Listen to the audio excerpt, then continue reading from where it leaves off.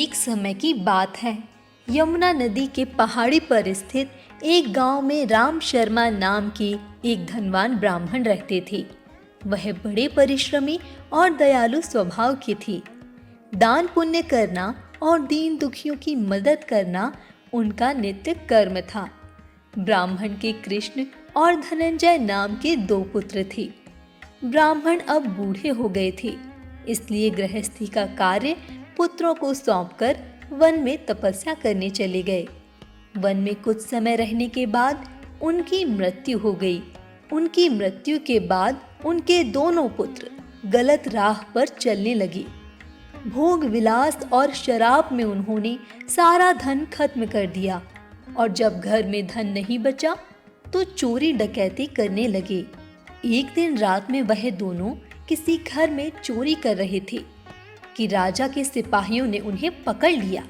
सिपाही उन्हें राजा के पास ले आए और राजा ने दंड स्वरूप उन दोनों को देश से निकाल दिया। राज्य से निकाल दिए जाने के बाद वे दोनों वन में रहने लगे, लेकिन दुर्भाग्यवश एक दिन एक सिंह ने उन दोनों को मार डाला। मरने के बाद दोनों यमलोक पहुंचे, जहां उनके कर्मों का फल मिलना था।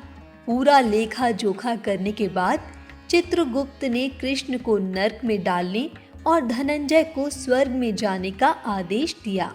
चित्रगुप्त की आज्ञा अनुसार यमदूत ने कृष्ण को नरक में डाल दिया और धनंजय को लेकर स्वर्ग जाने लगा। धनंजय को इससे बड़ा आश्चर्य हुआ। उसने यमदूत से कहा, हे देवदूत, हम दोनों एक ही माता के गर्भ से उत्पन्न हुए हैं। हमने एक साथ में अत्याचार किए, पुण्य कर्मों की बात भी कभी नहीं की। फिर यह कैसे संभव हुआ कि मैं स्वर्ग जा रहा हूँ और मेरे भाई को नरक में डाल दिया गया है? यमदूत ने उत्तर दिया, हे धनंजय, रिश्ते नाते केवल जन्म के साथी होते हैं, कर्म के नहीं। तुम्हारे कर्मों से तुम एक पुण्यात्मा हो, इसलिए स्वर्ग जा रहे हो। एक समय की बात है, तुम कार्तिक माह में अपने आचार्य के साथ उनके वस्त्र और अन्य सामानों को लेकर यमुना तट पर गए थे।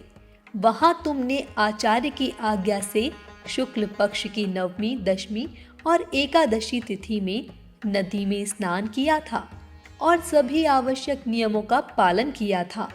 उसी के पुण्य प्रताप से तुमको अक्षय स्वर्ग जाने का फल प्राप्त हुआ है।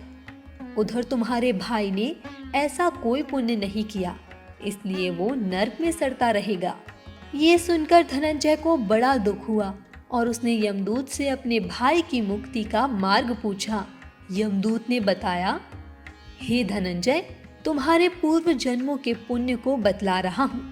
पिछले जन्म में तुमने कार्तिक मास के शुक्ल पक्ष की 9वीं तिथि को वस्त्र, स्वर्ण, रत्न और कुष्मांड दान दिया था। इससे तुम्हें जो पुण्य प्राप्त हुआ है वह स्वर्ग वालों के लिए भी दुर्लभ है। यदि तुम वह पुण्य अपने भाई को दान कर दो तो वह नरक से मुक्ति पा सकता है। यह सुनकर धनंजय ने अपने पूर्व जन्म का पुण्य अपने भाई को दान कर दिया। उस पुण्य दान के प्रभाव से कृष्ण को नरक से मुक्ति मिल गई और वह अपने भाई धनंजय के साथ भगवान विष्णु के परम पद का अधिकारी हुआ। तो यह थी अक्षय नवमी की संपूर्ण कथा। इस दिन वस्त्र, रत्न, कुष्मांड आदि दान करने से उत्तम पुण्य की प्राप्ति होती है। नारद मुनि कहते हैं कि यदि अक्षय नवमी के दिन आंवले के पेड़ की पूजा की जाए तो अश्वमेघ यज्ञ से भी अधिक फल प्राप्त होते हैं। इसलिए इस दिन आंवले के पेड़ की पूजा करने का भी विशेष महत्व है। हम आशा करते हैं कि आपको यह कथा अवश्य पसंद आई होगी। अक्षय नवमी से जुड़ी अन्य महत्वपूर्ण जानकारियों तथा ऐसी ही अन्य कथाओं के लिए